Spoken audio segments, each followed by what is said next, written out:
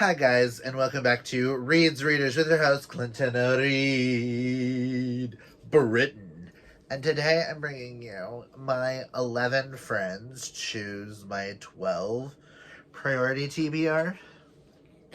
Well, I have my laptop pulled up with all the ones that we don't physically own, and I own 3 of them. So I'm going to start with the 3 that I physically own. I'm going to tell you who recommended them and maybe why. It's going to be a little different than my actual list, but I will link everyone down below, their Instagrams and stuff like that, if you would like to go check them out. And I'm possibly going to try and have the Goodreads link to each book listed down below so that you can go back if that is something that you're curious about that book as well. The book sounds good. Should be linked down below. Fingers crossed to get all 12 of that or all 11 of that figured out. Sterling may get links down below, may not. We shall see. So the first one of the priority reads was chosen, I do believe, by Karina. Yes, Karina. Will have her Instagram linked down below. But she chose Still Beating by Jennifer Hartman, which this book was kindly gifted to me by Dana. I'm just going to read what the back says because I know nothing. I know from the little bit that I do know that this is going to be a really hard hitting dark romance. And I'm kind of here for it. Yes, I know there are triggers for... Where's the page?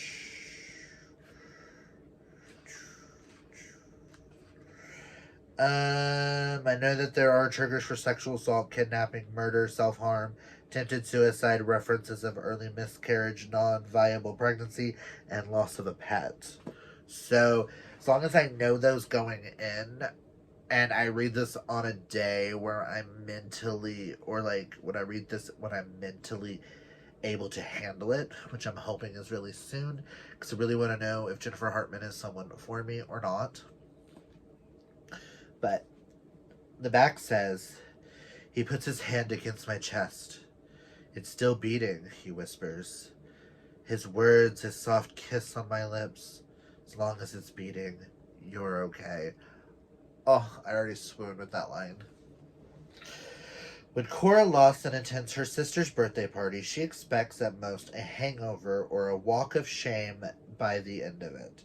She doesn't anticipate a stolen wallet, leaving her stranded and dependent on her sister's fiancé, Dean Asher, her arch nemesis and perpetual thorn in her side.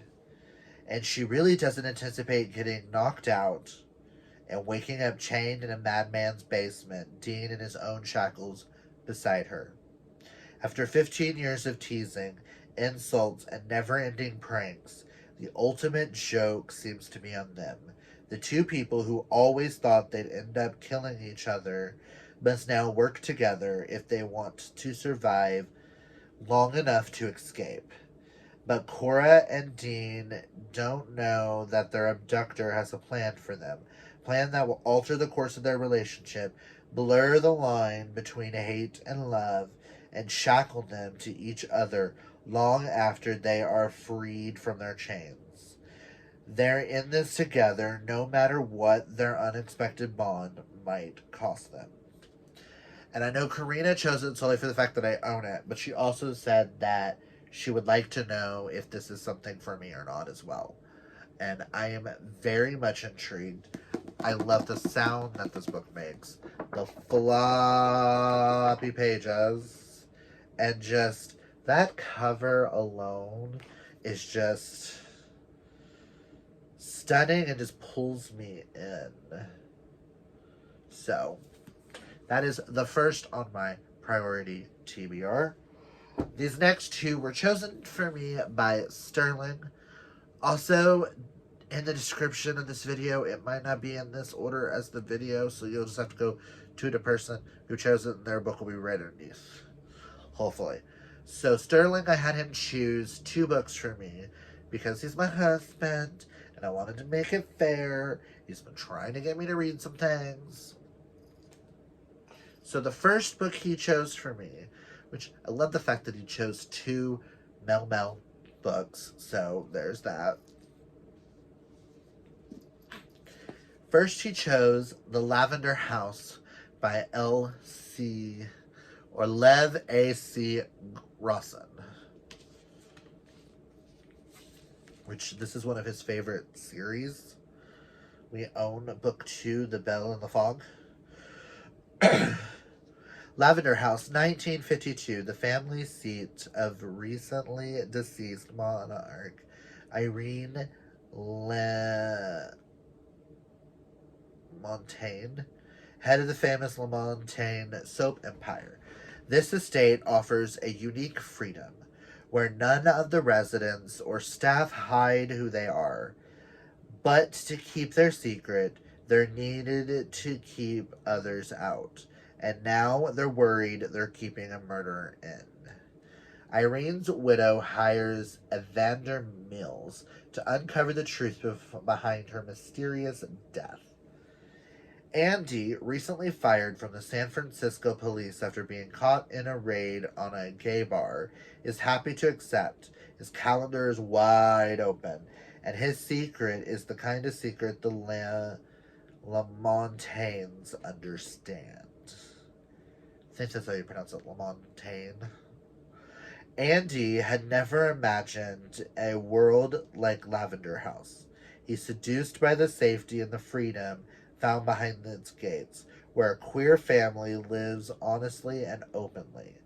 But that honesty doesn't extend to everyone. That honesty does not extend to everyone, and he quickly finds himself a pawn in a family game of old money, subterfuge, and jealousy. And Irene's death is only the beginning. The gates of Lavender House can't lock out the real world forever, and running a soap empire can be a dirty business. Ugh. This sounds so good, and I've been wanting like a queer murder mystery. Ugh. I feel like this is going to be so much fun. And the last one that he chose, the last one that we physically own, is This Is Why They Hate Us by Aaron H. Akives. Enrique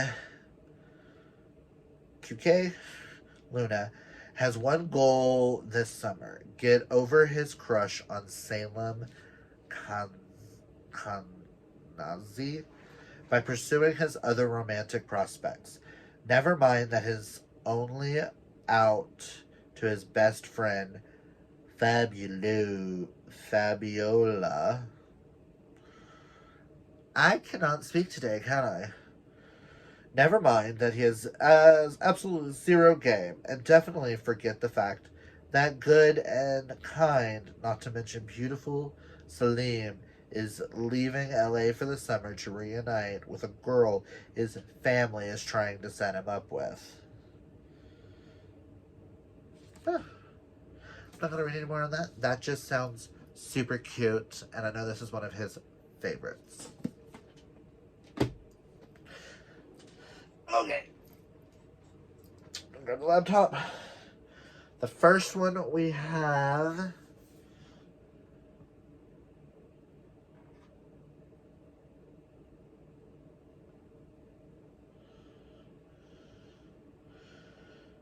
is, there we go, Something is Killing the Children, Volume 1.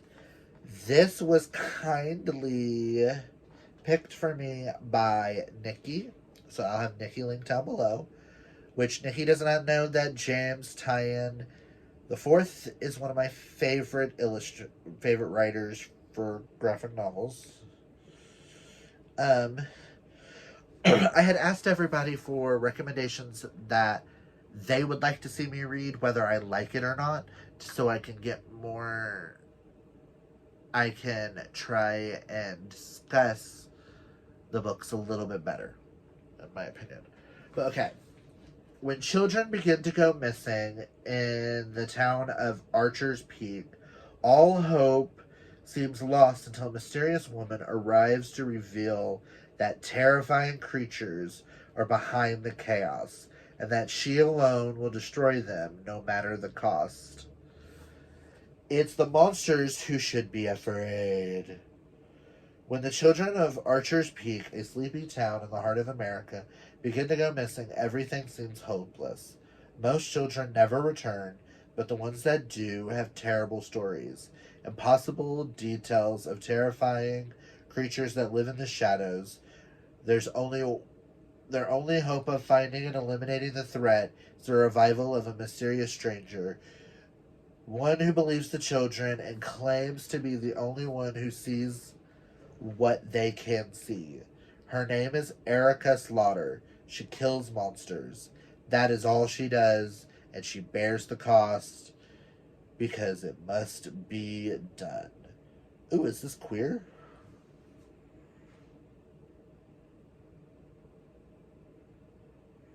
Oh, no. Um, just and James is also a GLAAD award winner. Dad, this will have issues 1 through 15 in it, and I'm super excited to have a graphic novel on this list. Okay, next was chosen by Dana. I apologize if my screen looks dirty at all. Dana chose No Exit by Taylor Adams, which is actually a thriller that I've been very much intrigued by.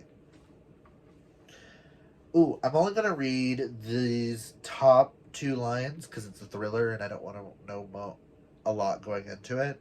But it's a thriller about 4 strangers, a blizzard, a kidnapped child, and a determined young woman desperate to unmask and outwit a vicious psychopath. A kidnapped little girl locked in a stranger's van. No help for miles. What would you do? Oh, it just seems creepy. And if it's got a blizzard, I might want to check it out sooner rather than later. I am very intrigued by this. Next we have, I do believe Kaylani. Yes, Kaylani chose this one for me. Kaylani chose God Killer by Hannah Kaner.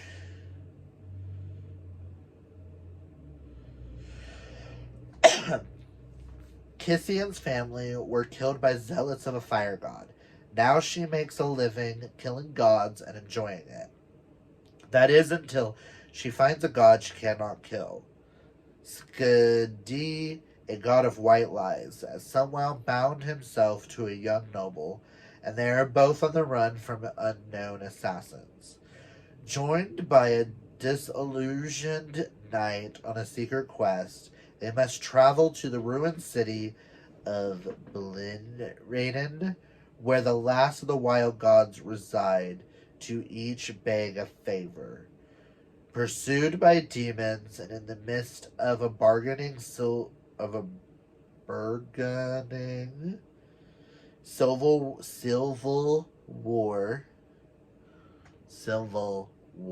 If I can't speak today.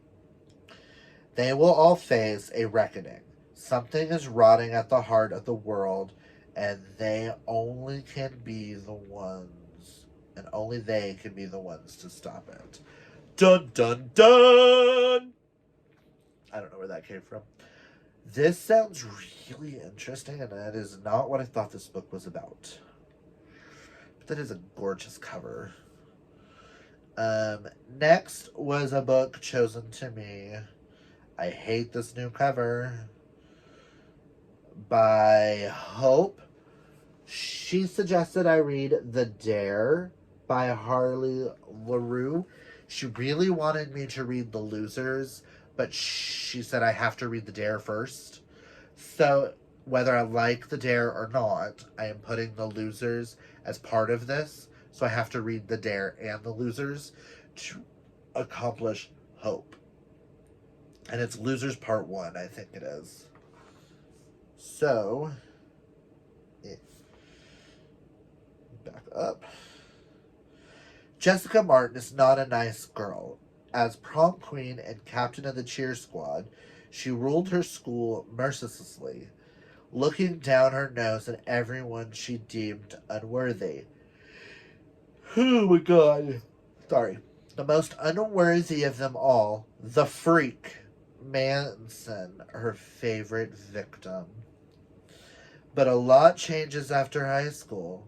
A freak like him never should have ended up at the same Halloween party as her. He never should have been able to beat her at a game of drink or dare. He never should have been able to humiliate her in front of everyone. Losing the game means taking a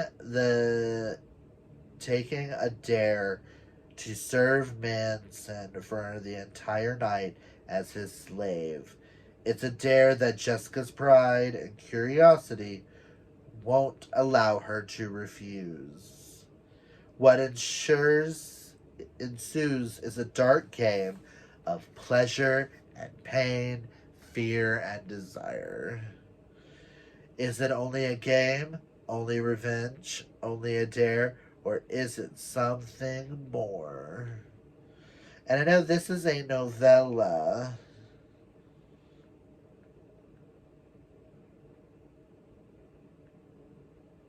It's only 109 pages, so that's why I'm going to add Losers Part 1 to this, as like I have to read that to fully complete this one.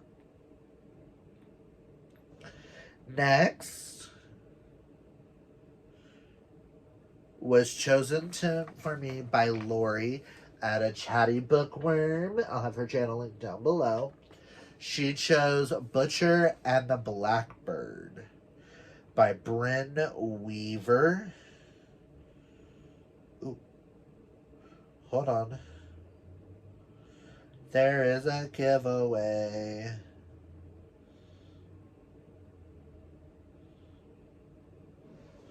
Okay. She chose this one for me because she says whether I like it or not, she says this is one that's going to make me like discuss, like I'm going to be able to discuss a lot about it, and she says she's very curious to know my thoughts. So the viral TikTok Friends to Lovers dark romantic comedy full of murder, chaos, and a little spice. Unlike anything you've read before, now available in all bookstores, when a chance encounter sparks an unlikely bond between rival murderers Sloane and Rowan. Oh, why does his name have to be Rowan? The two find something elusive, the friendship of a like-minded, pitch-dark black souls. From small-town West Virginia to upscale California, from downtown Boston to rural Texas, the two hunters collide in an annual game of blood and suffering. One that pits them against the most dangerous monsters in the country. But as their friendship develops into something more, the restless ghosts left in their wake are only a few steps behind, ready to claim more than just their newfound love. Can Rowan and Sloane dig themselves out of a game of graves, or have they fallen, or have they finally met their match? Bum, bum, bum. That is not what I thought that book was about. I don't know what that book was about, but that is not what I thought that book was about. And I'm fucking intrigued. Between rival murders. Oh. Love. Next. I do believe this one was chosen by Amanda. Amanda chose for me the only one left, which Amanda read a lot of Riley Sager this year, and she says this is her current favorite Riley Sager. We're only going to read like parts of it because I want to go into it kind of blind. At 17, Lenora Hope hung her sister with a rope, stabbed her father with a knife, took her mother's happy life. It wasn't me, Lenora said, but she's the only one not dead. So it looks like we're going to be following her in 1929, and we're also going to follow in 1983 a Kit McDeer that's going to solve the case. It's Riley Sager and fucking down. Next is this one was chosen by Jeff. I will link his Instagram down below. But Teacher of the Year, solely for the fact that he was currently reading it.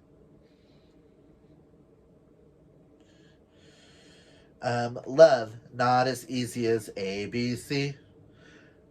Easy as 1, 2, 3.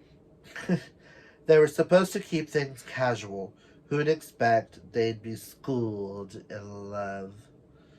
Those who can teach. Marvin Block is one of the best kindergarten teachers out there, and despite his anxiety, Marvin's life is sweet. He knows what he wants, and what he wants is the Teacher of the Year award, not for himself. His school needs him to win. Returning from break, the new year finds Marvin all set to welcome a new pupil to his class.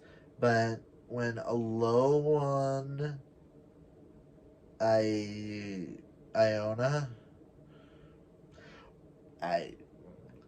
walks in with her cute as hell single dad beside her, Marvin's focus starts to slide.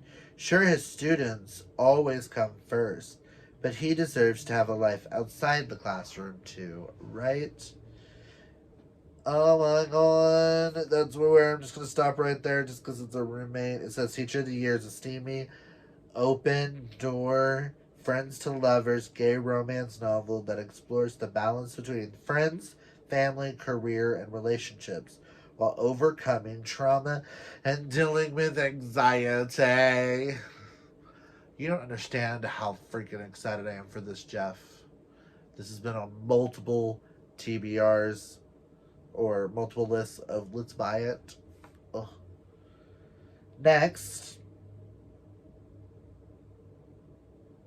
is The Divine Rivals, chosen for me by Drew. Sorry.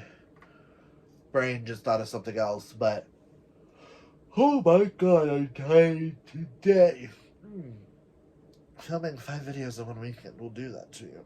But Divine Rivals was chosen to me by Drew. I will have his channel linked down below. He actually gave me 2 options, but this is the one that I'm more interested in. But this is also the one on this list that I'm the least likely to be a new fave. When 2 young rival journalists find love through a magical connection, they must face the depths of hell in a war among gods to seal their fate forever. Shadow and Bone meets Lore in Rebecca Ross's Divine Rivals, an epic enemies to lovers fantasy novel filled with hope and heartbreak and the unparalleled power of love. I'm intrigued. It's the fact that this is more like of a historical war fantasy, but I'm intrigued. Ugh. And last but not least, we have Never Lie by Frida McFadden, which I also saw as one of the Thrills and Chills book club books. I want to say it's March's. It's a new year, which I am excited to read this with them. Newlyweds Trisha and Ethan are searching for the house of their dreams. But when they visit the remote manor that once belonged to Dr. Adrian Howell, a renowned psychiatrist who vanished without a trace 4 years earlier, a violent winter storm traps them at the estate, with no chance of escape until the blizzard comes to an end. Oh. I apologize for all the yawning. Good God.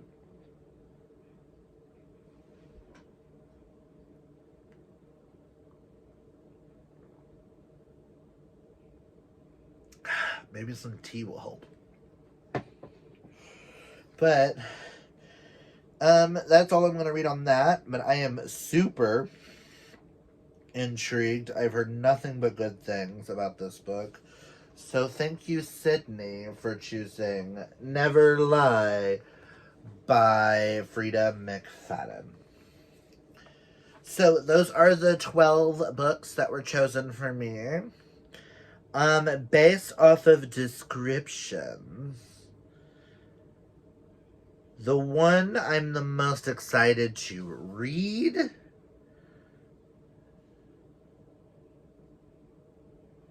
whether it's my favorite or not, is Butcher and the Blackbird. But is also the other one that I'm super excited to read is No Exit by Taylor Adams. Still Beating. The one I think I'm going to love the most, that may become an all-time fave, the one that has the most potential to be the next fave, is either The Only One Left or Let's Be Honest or Teacher of the Year. So, and the one that I feel like I will not like at all, or the one that I feel like will get the lowest rating, is either Divine Rivals or, I hate to say it, This Is Why They Hate Us. Only because it's YA and I don't read a lot of YA. Same with Divine Rivals.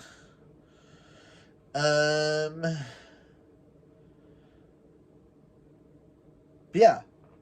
Comment down below and let me know, which book do you think I'm going to love the best, and which one do you think I'm going to hate? Let me know down below. Do you think any of these books are not for me? Let me know too. I know the besties have their opinions on Lori's pick for me because they're afraid I'm going to hate their fave. One of their faves. But I'm excited. Yeah.